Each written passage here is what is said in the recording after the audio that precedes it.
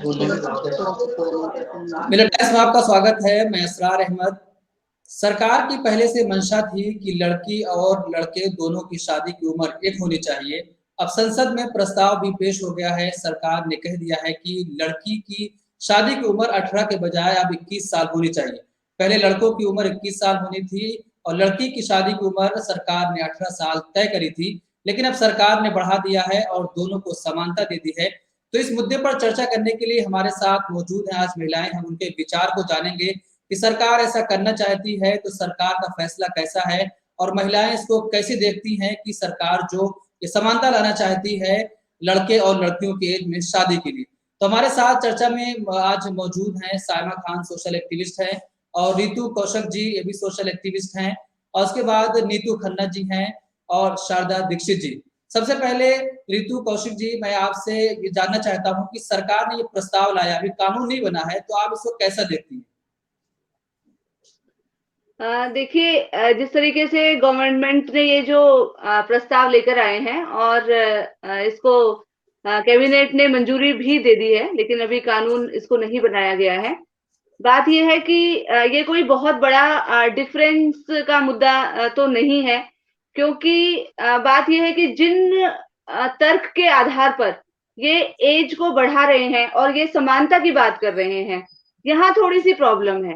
क्योंकि जहाँ तक समानता के जो दूसरे मापदंड हैं, जहाँ अगर हम उनकी बात करते हैं, तो हमारी सोसाइटी में अभी भी जिस तरीके से पुरुष प्रधान मानसिकता मौजूद है और सिर्फ मौजूद ही नहीं है, उसको इतना बढ़ावा दिया जा रहा है और विशेष रूप से इस बीजेपी शासित जो सरकार है, उसके द्वारा हम हर जगह पर देखते हैं कि किस तरीके से महिलाओं को दोयम दर्जे का नागरिक समझा जाता है।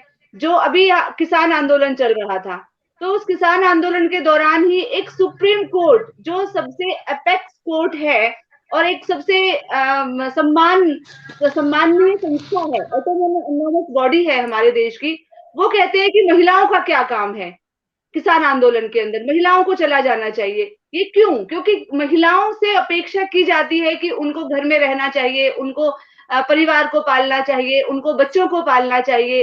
तो एक तरफ तो इस तरीके की मानसिकता को प्रिवेल किया जा रहा है, बढ़ावा दिया जा रहा है, और दूसरी तरफ ये कहकर कि शादी की उम्र अगर एक बराबर कर दी जाए तो लड़के और लड़कियों में भेद मिट जाएगा। तो ये अपने आप में ही विरोधाभासी है। और दूसरी बात ये है कि अभी कोरोना पीरियड में हम लोगों ने देखा कि किस तरीके से लड़कियों के और महिलाओं की, एक तरफ लड़कियों की को शिक्षा से वंचित किया गया। इतनी बड़ी-बड़ी रिपोर्ट्स सिर्फ नेशनल लेवल पर नहीं बल्कि इंटरनेशनल लेवल पर रिपोर्ट छपी हैं, जहां पर कि ये साफ-साफ दिखाया गया है कि अगर इस कोरोना में 2 साल के अंदर अगर कोई तबका शिक्षा से वंचित हुआ है, तो वो है लड़कियां।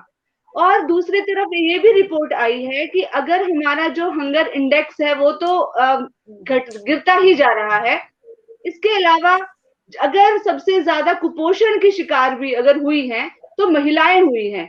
तो अगर बराबरी की बात आप करते हैं, तो बराबरी इन चीजों में लाइए कि महिलाओं को जो पोषण है, जो आहार दिया जाना चाहिए, उसकी सरकार क्या व्यवस्था कर रही है? राशन तक नहीं दिया जा रहा है। सरकार की तरफ से जो पीडीएस सिस्टम है, जिसके ऊपर आज भी हमारे देश का बहुतायत जो इलाका है, हम दिल्ली की बात करें अगर, तो बहुत बड़ी संख्या एक पीडीएस सिस्टम के ऊपर निर्भर करती है। लेकिन आप देखिए, पीडीएस सिस्टम को भी सुचारू रूप से नहीं चलाया जा रहा है दिल्ली राजधानी के अंदर। और आप बात करते हैं कि महिलाओं को अगर 18 साल से 21 साल कर देंगे तो उनकी शारीरिक क्षमता जो है वो बढ़ जाएगी, उनके अंदर जो पोषक जो तत्व है वो 18 साल में नहीं रहते हैं। जब एक 18 साल के व्यक्ति को आप वोट देने का अधिकार दे सकते हो, देश चलाने का अधिकार दे सकते हो, तो क्या एक लड़की अपनी चिंतन नहीं कर सकती कि उसको शादी कब करनी है?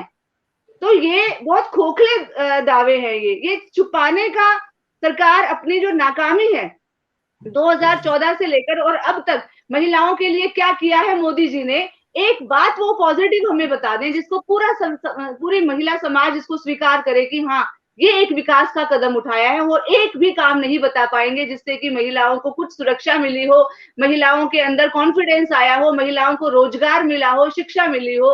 तो ये सारी चीजें जो है ये सिर्फ अपने आपको एक चर्चा में लाने का ही एक मकसद है कि हाँ, मोदी जी महिलाओं के बारे में कुछ कर रहे हैं, लेकिन जो करना चाहिए वो नहीं कर रहे हैं। अच्छा, तो आपके विचार थे। अब हम जानना चाहेंगे, हमारे साथ साइमा खान भी जुड़ी हुई हैं। हेलो, अभी शायद वो अवेलेबल नहीं है। नीतू खन्ना जानना चाहेंगे, सरकार जो प्रस्ताव ला रही है, आप इसको कैसे देख रही हैं?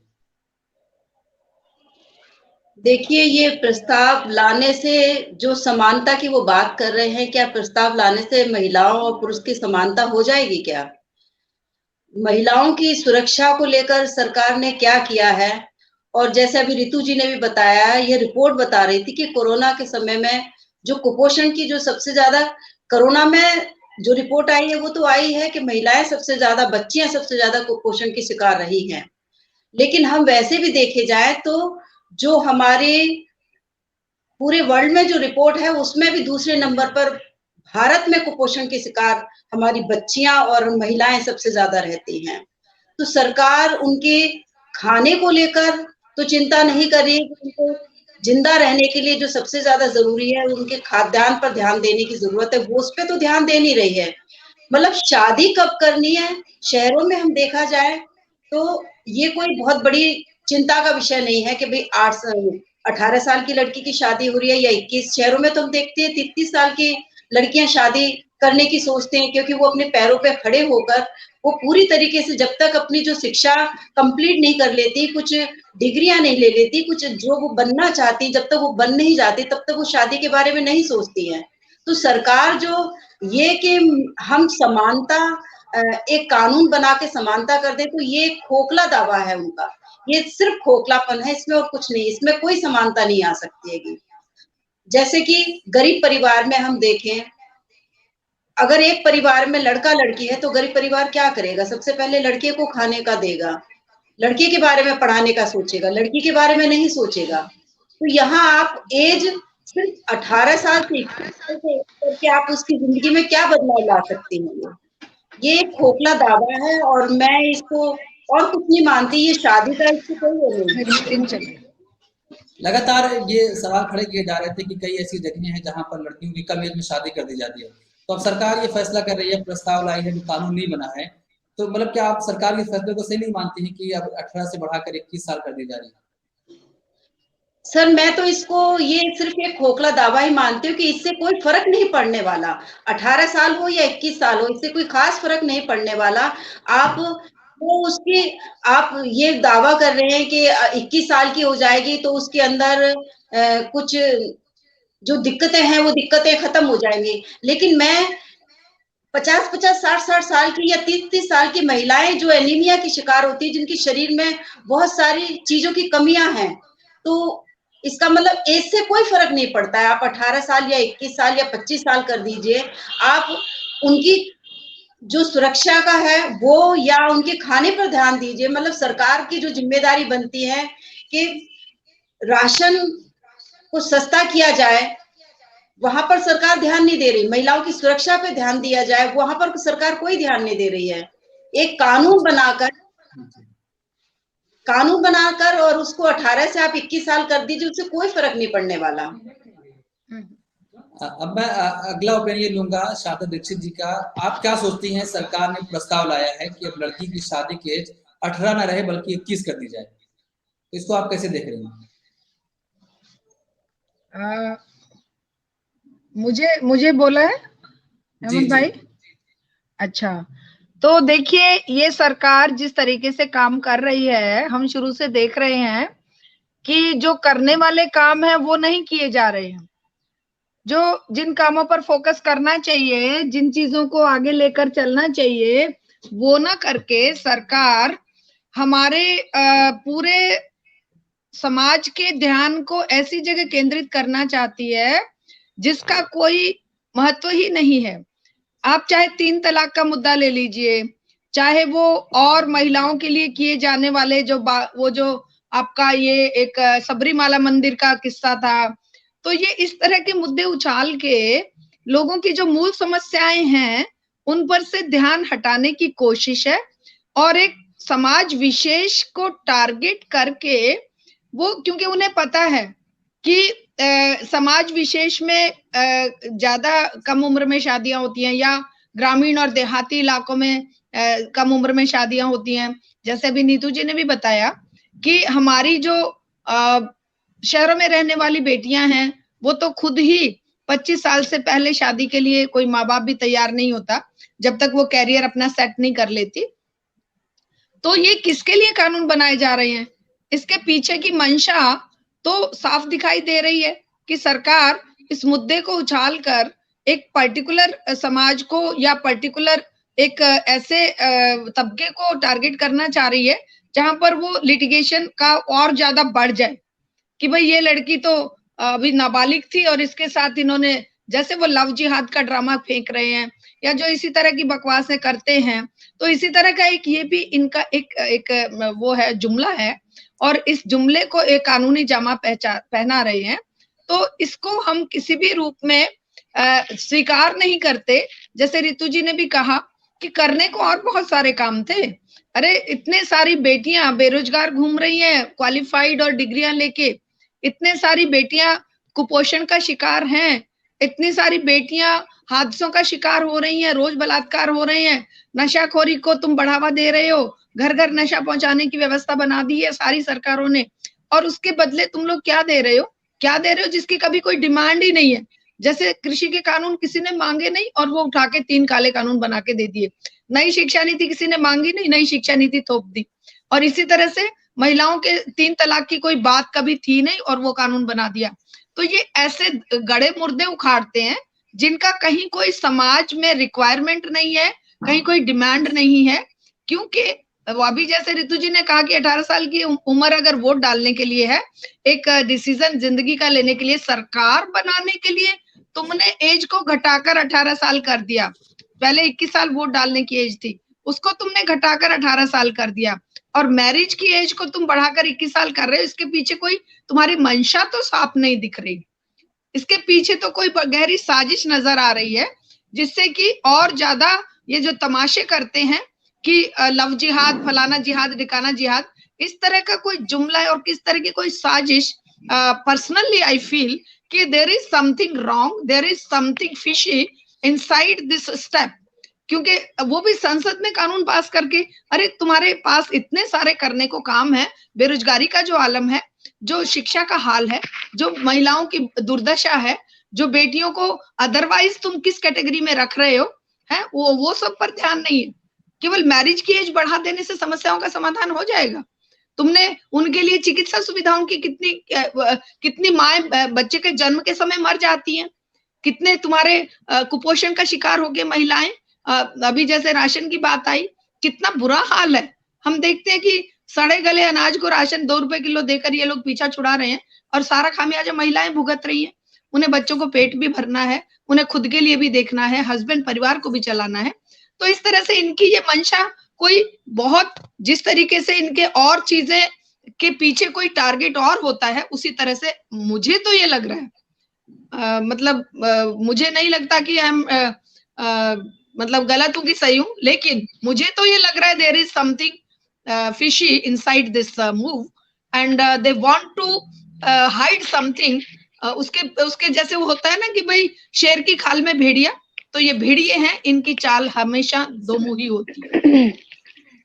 रितु कौशल जी, सरकार मतलब कुछ करना चाहती है, लगातार ये देश की मांग थी कि लड़कियों की एज बढ़ाई जाए। अब सरकार ने ये प्रस्ताव लाया, आप लोग उसके भी खिलाफ हो गए कि नहीं सरकार की मंशा ये है, सरकार की मंशा ये। तो फिर कैसे? सरकार तो कुछ अच्छा करना चाह रही है, सरकार के लिए एक वर्ग के लोगों ने इसका स्वागत किया हमारे प्रस्ताव का। देखिए, हम इसका विरोध नहीं कर रहे हैं, हम तो उनके तर्क को खारिज कर रहे हैं, क्योंकि जो तर्क जो दिए जा रहे हैं वो हमें पच नहीं रहे हैं। क्योंकि महिलाओं के लिए जहां तक कुछ करने की बात है तो हम उसका जरूर स्वागत करेंगे कि करिए महिलाओं के लिए। अभी शुरुआत में जो बात आपने रखी थी, बहुत अच्छी बात थी कि महिलाओं और पुरुषों की बराबरी की बात कर रहे हैं। तो देखिए, महिलाओं और पुरुषों की बराबरी की बात सबसे पहले अगर हमारे देश में किसी ने की थी तो वो थे ईश्वर चंद्र विद्यासागर। और यही बीजेपी के लोग जब बंगाल के अंदर जाते हैं, रैली करते हैं, चुनावी रैली, तो ईश्वर चंद्र विद्यासागर की मूर्ति को तोड़ते हैं। तो जो आइकन हमारे, जिन्होंने समानता की बात की, जिन्होंने महिलाओं और पुरुषों के गैर बराबरी के खिलाफ लड़ाई लड़ी, जिन्होंने एक बहुत बड़ा जिहाद शुरू किया था उस समय पर, तो उसको खत्म कौन कर रहा है? यही लोग हैं जो इसको खत्म करना चाहते हैं।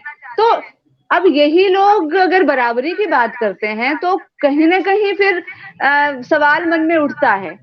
तो इसीलिए हम इसका विरोध नहीं कर रहे हैं, हम समाज को सिर्फ सोचने के लिए कुछ बात करना चाहते हैं, एक चर्चा का माहौल बनाना चाहते हैं। क्योंकि कोई भी काम जब सरकार करती है, कोई भी कानून जब बनाती है, तो हम उम्मीद करते हैं कि अगर वो शिक्षा का कानून बना रही है, तो जो शिक्षा के क्षेत्र में जो काम कर रहे हैं, जो प्रोफेसर्स हैं, जो टीचर्स हैं, उनसे जरूर बातचीत करनी चाहिए। ऐसे ही अगर महिलाओं की जहां तक बात है, तो कितनी महिलाओं ने ये मांग की है कि अभी हमारी सिर्फ एक ही मांग बच गई है, सारी जो समस्याएं थी वो दूर हो गई हैं, महिलाओं पर क्राइम खत्म हो गया है, महिलाओं पर जो रोज रोज जिस तरीके से घरेलू हिंसा हो रही है, शराब पी पी कर जो मर्द लोग हैं वो बच्चियों को, बेटियों को पीट रहे हैं, अपनी पत्नियों को पीट रहे हैं, माओं तक को नहीं छोड़ते हैं, वो समस्या भी खत्म हो गई है। और एक ही समस्या बची है कि भाई 18 साल जब शादी की है तो बहुत सारी समस्याएं इससे पैदा हो रही हैं, पैदा समस्याएं हो सकती हैं, कुपोषण का शिकार महिलाएं हैं, लेकिन कुपोषण का शिकार महिलाओं को जो मुक्त करना है अगर कुपोषण से, तो 18 साल से 21 साल क्या 27 साल भी आप कर देंगे। अगर उनको खाना नहीं मिलेगा तो आप उनको कुपोषण का शिकार बनने से नहीं रोक सकते हैं। और दूसरी बात एक ये है कि 18 साल या जो लोग कम उम्र में, 18 से भी कम उम्र में, हमारे देश में ऐसा है कि जो शादियां हैं वो कम उम्र में की जाती हैं। तो जो लोग हैं, क्योंकि वो आप क्या मानती मतलब कि ये लड़कियों पर छोड़ दिया जाए, वो जिस एज में शादी करना चाहे करें, या कि सरकार तय करे कि ये एज होनी चाहिए? नहीं, देखिए ये 18 साल जो उम्र है ये बायोलॉजिकली बहुत सोच समझकर, और मैंने पहले भी बताया कि जब एक व्यक्ति वोट दे सकता है का फोन आ रहा है, सरकार चलाने के लिए, तो अगर एक लड़की की उम्र जो है वो 18 साल में वो बालिग हो जाती है, शारीरिक रूप से, मानसिक रूप से, तो उसके ऊपर निर्भर करता है। जैसे कि बात आई कि अगर एक परिवार है, देखिए वही मैं बात कर रही थी जो आपने बात ले ही आए आप, मैं यही कर रही थी कि बचपन में क्यों शादियां हो जाती हैं, इसका कारण सरकार ने कभी जानना चाहा कि क्यों आज भी, पहले के जमाने में हो जाती थी शादियां, जब हमारे दादा दादी की शादी हुई थी तो हम सुनते हैं कि उनकी बचपन में बहुत छोटी उम्र में शादी हो गई थी, लेकिन उसके बाद तो बाल विवाह के खिलाफ इतना बड़ा आंदोलन चला हमारे देश में, हमारा ही देश है जो कि साक्षी है, इतना बड़ा आंदोलन चला बाल विवाह का, बाल विवाह को कानूनी रूप से निषेध कर दिया गया कि जो भी बाल विवाह करेगा उसको सजा दी जाएगी, लेकिन उसके बावजूद भी आज हमारे देश में बाल विवाह हो रहे हैं। वो उसका रीजन भी एक यही है कि आज के टाइम में जिस तरीके से जो माहौल पूरा चल रहा है देश के अंदर, एक बच्ची है उसके पास शिक्षा नहीं है, वो स्कूल नहीं जा सकती है। आज की अगर हम बात कर रहे हैं, दिल्ली के अंदर हम आपको कितने घर दिखा देंगे, हमें किसी समुदाय या संप्रदाय विशेष की बात नहीं कर रहे हैं, सभी का एक यही हाल है। कितने ऐसे परिवार हैं जहां पर बेटियां नहीं पढ़ती हैं, इतनी हैरानी होती है हमें सोचकर कि अरे बेटियों को आप पढ़ाते नहीं है, तो कहते कहां से पढ़ाएं, क्यों नहीं पढ़ाते हैं, क्योंकि उनके पास साधन नहीं है। अब बेटियां पढ़ नहीं रही हैं, अपने कैरियर के बारे में सोच नहीं रही हैं, वो क्या करेंगी, माता पिता घर में बिठा के रखेंगे, क्या घर में बच्चियां सुरक्षित हैं, कितनी असुरक्षा है महिलाओं की, तो क्या करें, उनके सामने रास्ता क्या है। एक तो ये बहुत बड़ी समस्या है, मैं ये नहीं कहती हूँ कि ये समस्या का समाधान ये है कि उनकी शादी करवा दी जाए, बिल्कुल नहीं, ये तो बहुत ही गलत है।